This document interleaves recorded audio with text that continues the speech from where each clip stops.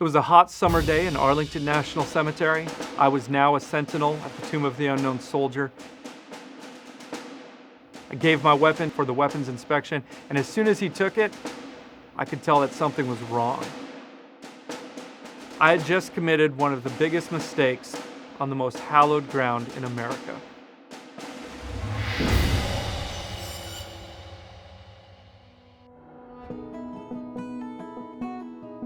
I grew up in northern New York in a small town called Potsdam on a dairy farm. I always dreamed of going out to Hollywood and making it in the movie business. And I finally got what I would say would be my first big break by being cast as a soldier in the epic movie Gods and Generals. We filmed down in Virginia and Maryland.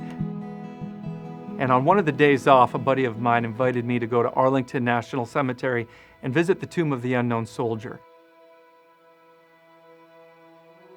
I'd never actually heard about the Tomb of the Unknown Soldier, but I'd heard of Arlington. I often get emotional when I talk about it because it was something I'd never seen before in my life, especially not back on the farm.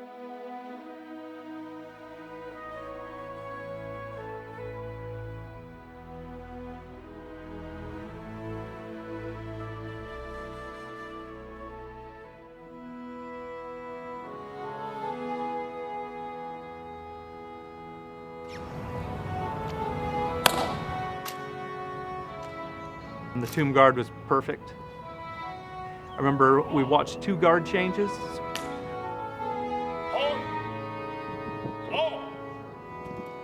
I was overcome by emotion.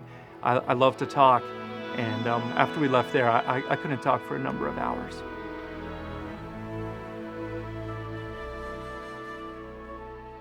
I'd always told my family that I would never join the military unless we were attacked. And when 9/11 happened, it struck really close to home. I ended up going to the recruiters that day. I knew that the dreams of Hollywood would have to wait because I had to serve my country. I then shipped out to Fort Benning, Georgia. I barely had my uniforms issued to me, and a sergeant walked in, and he was recruiting from all the infantry guys there to go to Arlington.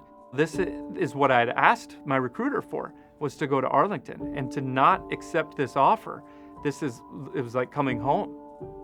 I was hoping, well, maybe I'll just get assigned to the tomb. Little did I know that that's not how it works. I was assigned to casket bearers because I was a bigger, stocky farm boy. And then I had to train for about 2 months lifting weights, lifting heavy rock-filled caskets, and practicing flag folding.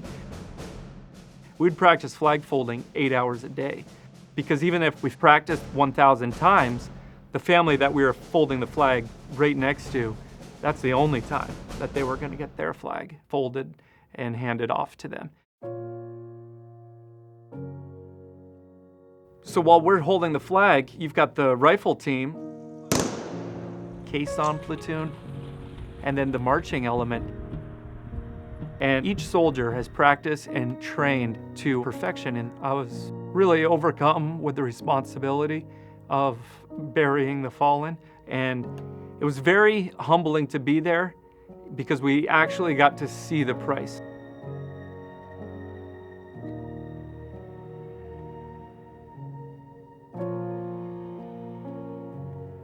So after about 13 months as a casket bearer and over 300 burials, my platoon sergeant approached me, and he said that he thought that I had what it takes to actually go to the Tomb of the Unknown Soldier. After being assigned to the Tomb of the Unknown Soldier, I met my mentor and, proud to say, friend, Staff Sergeant Adam Dickmeyer. Ladies and gentlemen, may I have your attention, please? I am Corporal Dickmeyer of the 3rd Infantry Regiment, United States Army. Sergeant Dickmeyer was a hard charger. A lot of us in the infantry usually were, and he drove our squad to perfection, and he did it by example. The tomb guards on the mat going back and forth every 21 steps, 21 seconds. The weapon's always on the other side of the tomb, placing the weapon, soldier, tomb, kind of our way to show that we're protecting the tomb.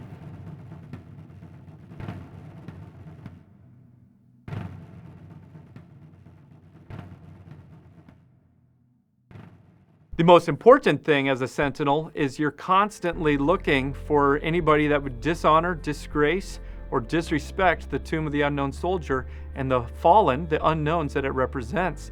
When somebody disrespects or dishonors the tomb, we'll break them off. Remain behind the chains and rails! Usually, it doesn't take that long for them to realize they should turn around. So there's two things that you never do at the Tomb of the Unknown Soldier. One is drop a rifle. Another, the cardinal sin, is being sent down. That's when you fail an inspection. And for 18 months while I was at the Tomb of the Unknown Soldier, no one that I know ever failed an inspection, except for me one day. When it rains, the weapons, they're highly polished steel. They can rust instantly. It was very humid, and I walked out of the tomb quarters with a dirty weapon. Staff Sergeant Adam Dickmeyer came right up. I passed off the weapon. He only did one swipe. He looked at his glove, and it was dirty. And I started to hear him breathing, extremely heavy. So he slapped the weapon back in my hands. I put it back to order arms, and then he whispered under his breath, as protocol says, "That weapon is dirty. Go down and get a clean one." I made one of the cardinal sins. Got sent back from the inspection block. I was crying. I was at the bottom. I thought I was going to be released. Adam ended up helping me through some of the most difficult times of my training, and thankfully I was able to pass with his help. In 2006, my enlistment was coming up, and I knew that it was time for me to pursue my childhood dreams of moving out to Hollywood and starting to work in the movie industry. So I moved out here and ended up going to school for filming, and Staff Sergeant Adam Dickmeyer, he would go on to lead a platoon in combat in Afghanistan.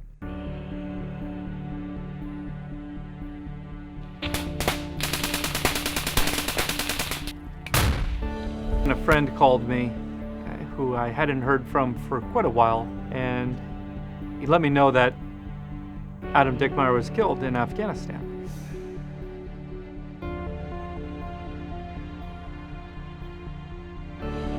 There's going to be like a reunion, all descending back into Arlington National Cemetery, but it wasn't a happy reunion. Like, there's no joking. There was no joy. We were there burying a tomb guard, our friend.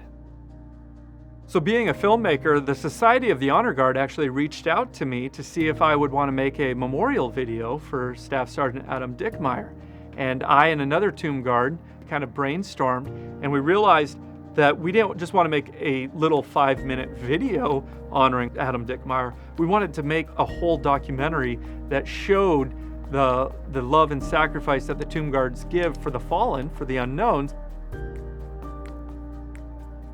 We filmed for over 6 months, kind of embedded with the old guard, and just filmed everything that we could. And we actually had theatrical release of The Unknowns. We ended up winning Amsterdam Documentary Film Festival for Best Feature.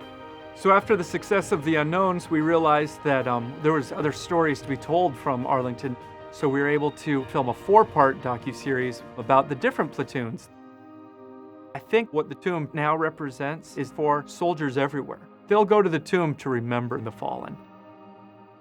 And we're just making sure that the fallen know that they've got a buddy that's there with them 24 hours a day.